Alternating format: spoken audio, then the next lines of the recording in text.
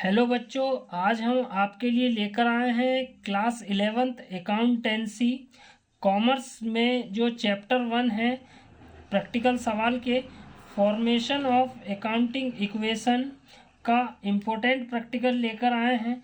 तो आइए शुरू करते हैं। तो हमारे पास है अकाउंटिंग इक्वेशन। जो क्वेश्चन दिया गया है उसमें ये लिखा है कि Nakul commenced business with cash 90,000, bought goods for cash 30,000। फिर उसके बाद bought goods from Raman credit 15,000। तो न्यू इक्वेशन जो अकाउंटिंग इक्वेशन है उसे बनाने के लिए हमें सबसे पहले इसके फार्मूले की आवश्यकता पड़ती। तो हमारे पास जो फार्मूला है वो है एसेट इक्वल से liabilities plus capital. Asset equal liabilities plus capital.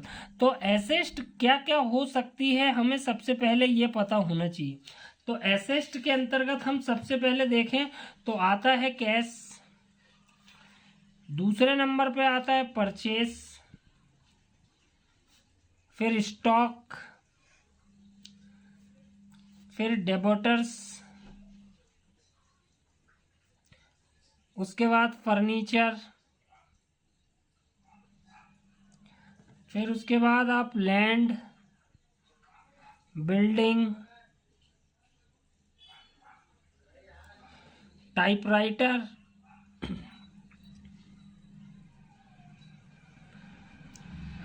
And extra. कम से कम इतनी एसेट के विषय में हमें मालूम होना चाहिए।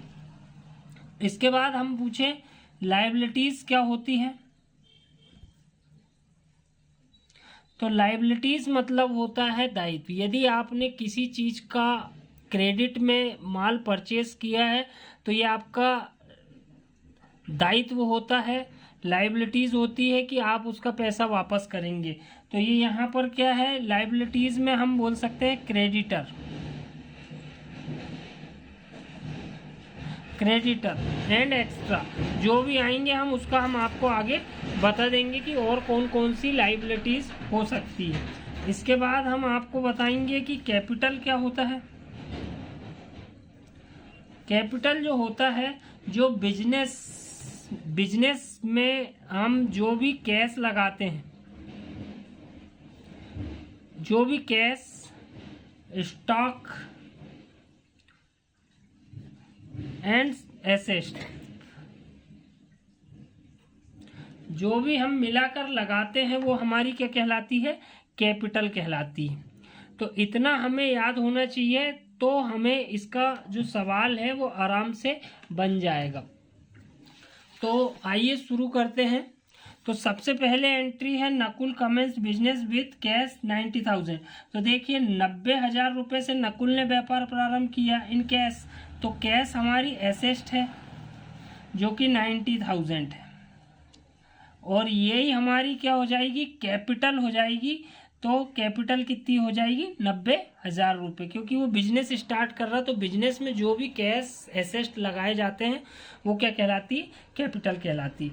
दूसरी जो एंट्री है बॉट गुड्स फॉर कैश, अर्थात लिखा हुआ है कि नगद माल खरीदा। तो क्रय जब करते हैं तो रोकड़ जो कैश होता है वो हमारी क्या होती है, कम होती है। तो रोकड़ कम हुई, लेकिन हमारे पास जो गुड्स आ रहा है वो हमारी क्या है, एसेट होती है। तो 30,000 रुपये का एसेट जुड़ जाएगा और 30,000 रुपये कैश से कम हो जाएगा। इसके पहले ये एंट्री नहीं थी तो यहाँ पर उसमें जीरो लगाया जाता है, और कैपिटल में कोई कमी वृद्धि नहीं हुई है तो वो भी जीरो हो जाता है। तो यहाँ पर न्यू इक्वेशन जो बनेगा, 90,000 में से 30,000 जाएगा तो 60,000 बचेगा, प्लस 30,000 गुड्स है। तो 30 और 60 को मिलाया जाए तो जो टोटल आएगा वो आपका 90,000 रुपीज़ आएगा। तो दोनों तरफ का जो टोटल है वो एक समान या बराबर आएगा। उसके बाद अगला जो लिखा है bought goods from Raman on credit.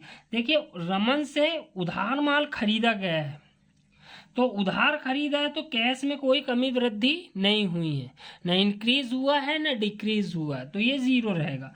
लेकिन खरीदा गया है, परचेसिंग हुई है, तो आपके 15,000 रुपये का क्या होगा, गुड्स में इंक्रीज होगा। तो 15,000 का इंक्रीज हुआ, लेकिन आपके ऊपर लायबिलिटीज आ गई 15,000 रुपये की, क्योंकि लायबिलिटीज जो है क्रेडिट करके लिख देंगे हम यहाँ पर। तो लायबिलिटीज जो है वो 15,000 रुपये आपको बाद में चुकाने होंगे, तो ये 15,000 होगा। कैपिटल में कोई कमी वृद्धि नहीं हुई, इंक्रीज डिक्रीज कुछ नहीं हुआ, तो वो 0 रहेगा।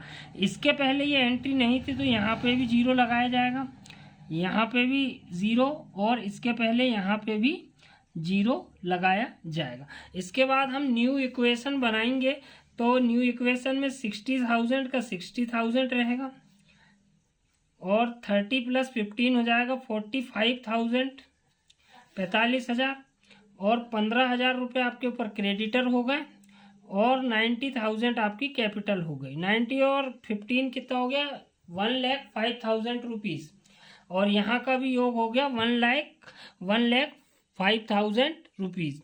इस प्रकार से सवाल हमने आपको समझाया है। उम्मीद करता हूँ आपको सवाल समझ में आया होगा।